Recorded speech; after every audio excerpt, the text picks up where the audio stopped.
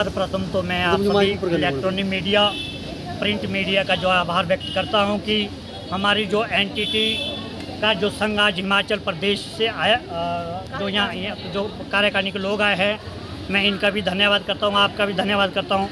आज जो हम माननीय मुख्यमंत्री सुखविंदर सिंह सुक्खू जी के लिए एनटीटी भर्ती के लिए एक ज्ञापन दे रहे डीसी साहब के माध्यम से, और उसमें हमारी मांग ये है कि एनटीटी की भर्ती के लिए जो नोटिफिकेशन जो है 25 सितंबर 2024 को 2 दिन पहले जारी हो चुकी है, मगर उस भर्ती के लिए जो नोटिफिकेशन में जो मापदंड अपनाए हैं उसमें हिमाचल सरकार ने कहा कि एनटीटी के वो डिप्लोमा मान्य है जो एनसीटीई से जो है 2 साल के डिप्लोमे होंगे। मगर आपके माध्यम से मैं हिमाचल सरकार और विभाग के जो सोए हुए अधिकारी हैं उनको मैं ये कहना चाहता हूँ कि आप ऐसे फैसले जो है कि नींद में लेते हैं क्या, जबकि एनटीटी की ट्रेनिंग जो है 1 साल की ही हुआ करती है, 1 साल की होती है। एनसीटीई के जो मान्यता जो संस्थान है, चाहे हिमाचल प्रदेश में पत्रकार महोदय जी, एक भी संस्थान ये दुख इस बात का है, और बाहर के राज्य में अगर एक दुख का संस्थान है मगर वहाँ पर भी 2 साल की एफिलिएशन उनके पास नहीं है, और एनटीटी की ट्रेनिंग जो 1 साल की होती है, जैसे बीएड भी पहले 1 साल की होती थी, आज की डेट में जो है बीएड 2 वर्ष की होती है। क्या जो आज की डेट में बीएड स्तर पर जो पोस्टें आती है, क्या हिमाचल सरकार जो यहाँ पर एनटीटी के लिए मापदंड अपनाए, क्या वहाँ पर 1 साल के बीएड वालों को बाहर रखेंगे? मेरा आप लोगों के माध्यम से ये कहना है कि मुख्यमंत्री महोदय जी, शिक्षा मंत्री महोदय जी, जो सोए हुए आपके अधिकारी हैं, जो ऊपर जो है कुर्सियों पर जो बैठे हैं, जो नींद में फैसले लेते हैं, इनको ये देखना चाहिए कि हिमाचल प्रदेश में जो 2 साल के अभ्यर्थी है कि नहीं। मैं आपके माध्यम से दावा करता हूँ इस बात का, 20,000 महिला जो एनटीटी की ट्रेनिंग है जिन्होंने 1 वर्ष का डिप्लोमा किया हुआ है। अगर सभी मीडिया कर्मचारियों का धन्यवाद करना चाहती हूँ जिनके माध्यम से आज तक हमने अपनी मांगें सरकार के समक्ष रखी और सभी बहनों को भी घर से इकट्ठा किया।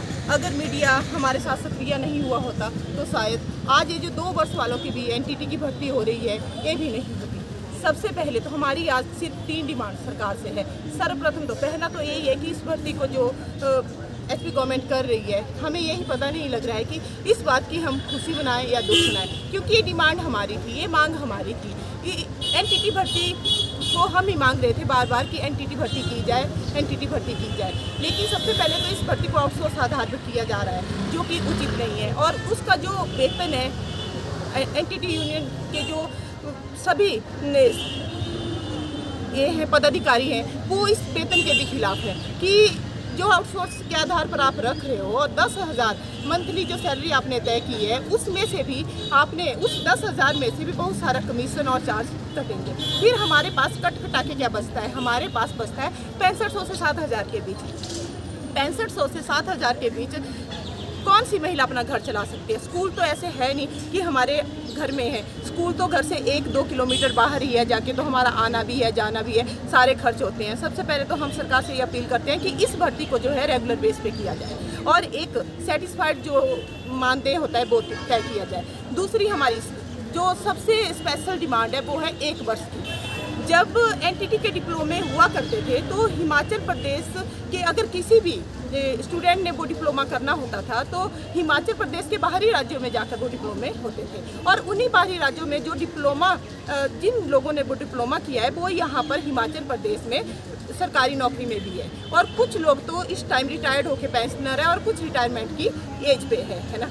तो ये जो भर्ती थी ये 97 तक हुई है। 97 के बाद जिन लोगों ने एनटीटी का 1 वर्षीय डिप्लोमा किया है वो बेरोजगार बैठे हैं, और सभी जो है रोजगार की आस लगाकर बैठे हैं कि कब हमें रोजगार मिलेगा और कब जो है सरकार जो है एनटीटी के लिए कोई प्रावधान करेगी। हम बार बार सरकार से अपील कर रहे हैं, लेकिन अब ये जो नोटिफिकेशन निकली इसमें जो है 2 वर्ष के डिप्लोमे को मंजूरी दे दी गई। 2 वर्ष का डिप्लोमा वो भी एनसीटी से मान्यता प्राप्त। आज तक हमने इतना कार्य किया, हमें नहीं लगता कि 2 वर्ष का डिप्लोमा धारक कोई एनसीटीई से मान्यता प्राप्त संस्थान से है, क्योंकि आज तक हमारे समक्ष कोई नहीं आया।